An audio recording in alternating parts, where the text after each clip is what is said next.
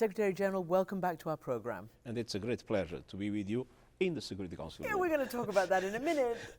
But what is your biggest priority for this global gathering, this annual UNGA? Well, this year it is to rescue the Sustainable Development Goals. There was, as you know, a few years ago, an agreement of all countries in the world to define what is a blueprint in relation to economic, social development, the solution of problems of hunger, the solution of problems of poverty, climate, oceans, governance. And this is something with clear objectives, clear goals, clear targets to 2030.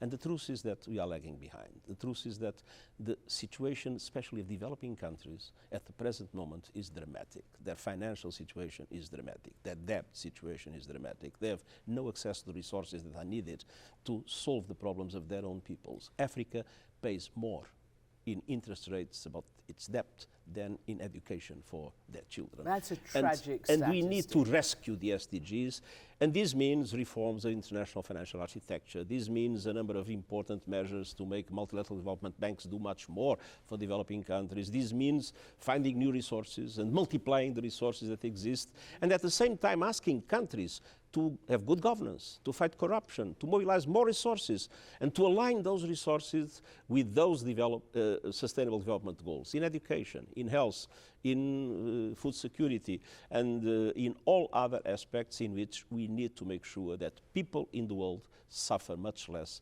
than what's unfortunately happening today. Well, you have just outlined a massive task, but as you rightly say, the world did promise to actually meet those goals. So I want to ask you, because here we are sitting in the UN Security Council. This is where the decisions get made on a lot of this. Or don't. Or don't. And I'm going to ask you about that because I can see you're agitated sitting in this room and it's causing a little bit of, palpitations. Because at the G20 this month, you called out global financial institutions like the World Bank outdated, dysfunctional, and unfair. And then you said the same can be said of the United Nations Security Council, where these members sit around. Your Secretary General's seat is there. How much executive power do you actually have in this room? And what would you want? Why does it make you angry? No power at all.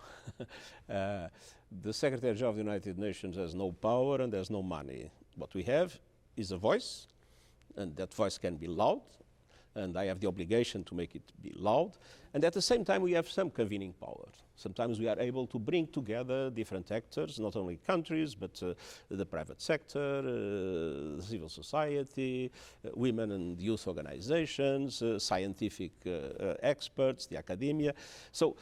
But the power is in the member states. And the problem is that the exercise of that power is today blocked. We have a level of division among superpowers that has no precedent since the Second World War.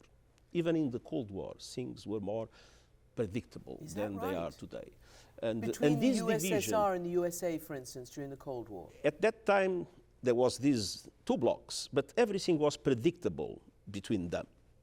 And they would make sure that when crises would become very difficult, some solution would have to be found to avoid the confrontation between the two.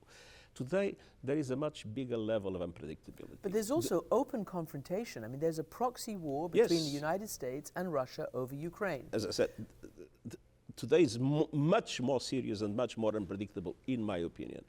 And the drama is that the geopolitical divides, and I agree that the war in Ukraine has dramatized the geopolitical divides. The geopolitical divides are paralyzing decisions that would be essential for us to face the big challenges of our time. Climate action is lacking in relation to what would be needed because there is no sufficient solidarity and no sufficient agreement among key member states.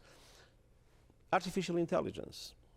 How to bring together countries in order to find some mechanisms of governance to guarantee that artificial intelligence will be good for humankind and not a threat for humankind.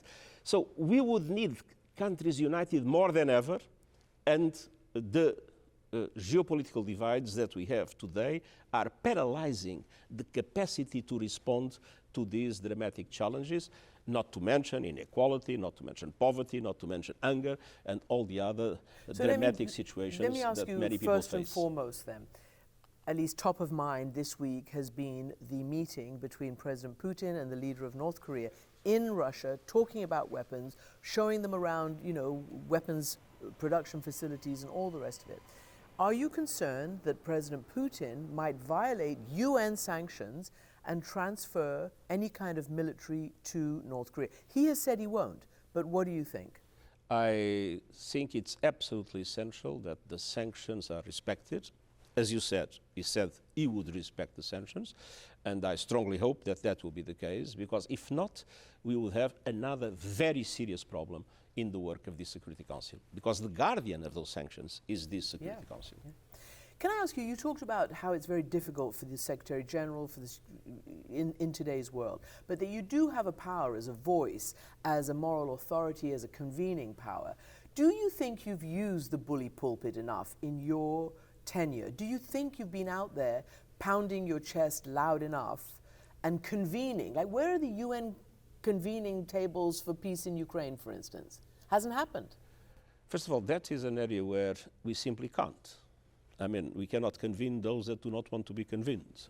And it is clear that the Russian Federation was, since the Minsk Agreement, that was about the 2014 war. There has been a very clear position that the UN is not, I would say, desired as a mediator in the war of Ukraine. And because we are not desired as a mediator in relation to peace, that is why we have developed a number of other forms of action. So we were very engaged, as you remember, in the release of civilians in Azovstal. We were very engaged with the Black Sea Initiative. The IAEA is very engaged in Zaporizhia. So the UN is doing its best in all its areas where the UN is allowed to work. Okay, so what do you say about the suspension of the Black Sea Agreement, the lack of real ability to control what's happening at the Zaporizhia nuclear that suspension is power? something that, of course, is undermining global security, global food security. We are working hard to try to revitalize it, but this is not going to be easy, and we are seeing an escalation that is very dangerous, because not only the Black Sea Initiative was suspended, but we have witnessed a number of bombardments in relation to terminals, food terminals, in relation to warehouses. And this is, of course, a very serious threat. And it is even undermining our efforts. We have a memorandum of understanding to facilitate the exports of Russian food and fertilizers with key actors, the European Union, the United States, and others, within the framework of the sanctions, but removing some obstacles and difficulties that exist. But as you can imagine, our partners in that, with what has happened and with this kind of bombardments, start to be doubtful about the will of the Russian Federation to come back to the Black Sea Agreement, and this undermines our efforts even to support the Russian exports of food and fertilizers that the world also needs.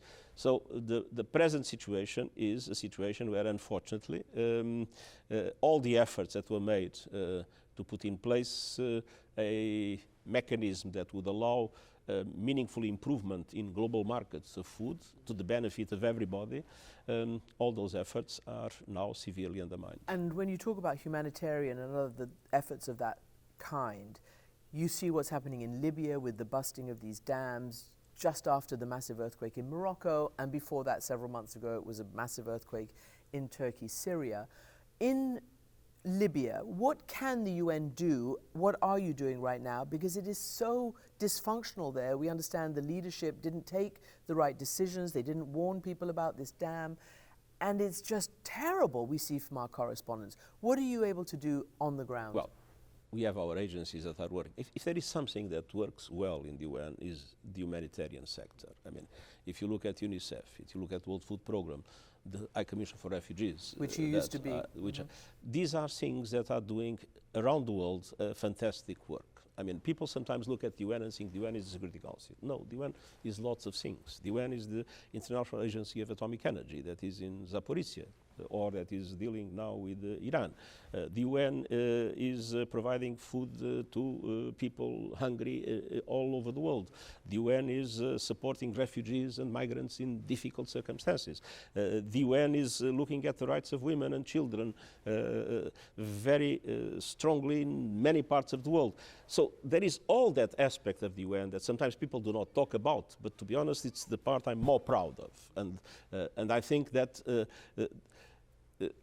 more than half of international humanitarian aid in the world is channeled through the UN. This gives you an idea of its importance. The problem of the UN is the paralysis of political decision, and that problem can only be solved if member states, and especially those that have more power, are able to overcome their divisions. So the idea of paralysis and the consensus that's required, how much has that hindered meaningful progress on the climate? You said not so long ago, the emergency is code red. You've said our hair should be on fire about this, and still we're falling short. Why?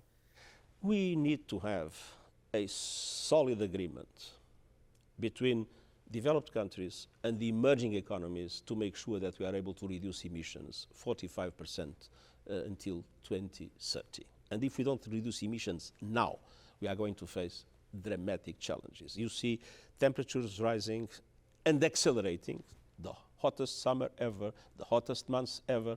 You see the sea level rise accelerating. What's happening in Greenland, what's happening in Antarctica, it's extremely worrying. So all the forecasts that were made are being beaten because things are getting worse than that, and emissions are still rising.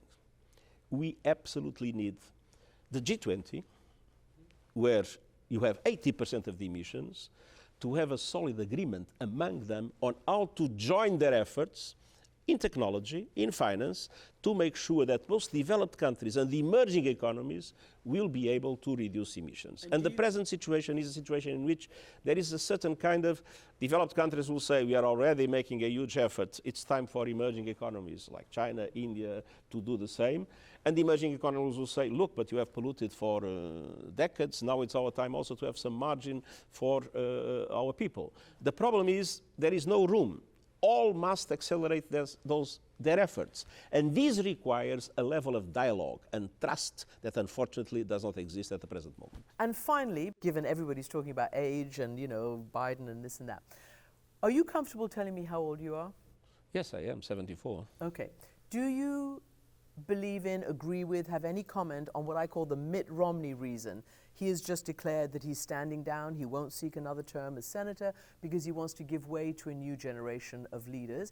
And everybody's complaining that Biden is too old to seek re-election. What is your view on this? I think it depends on each person. I know people with 40 years old that are very old mentally, and I know people with 80 and 90 years old that are absolutely sharp and remarkable. This is, I think you cannot have a law. Having said so, I can guarantee that I will not be running for a third mandate. Secretary General, thank you very much indeed. It was indeed a pleasure.